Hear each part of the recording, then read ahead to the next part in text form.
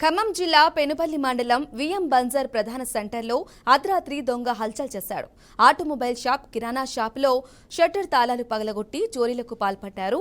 సుమారు 20,000 రూపాయల నగదు అపహరించినట్లు షాపు యజమానులు పోలీసులకు ఫిర్యాదు చేశారు. ఘటనాస్థలానికి చేరుకున్న పోలీసులు సీసీటీవీ ఫుటేజ్లో చోరీ దృశ్యాలను గుర్తించారు.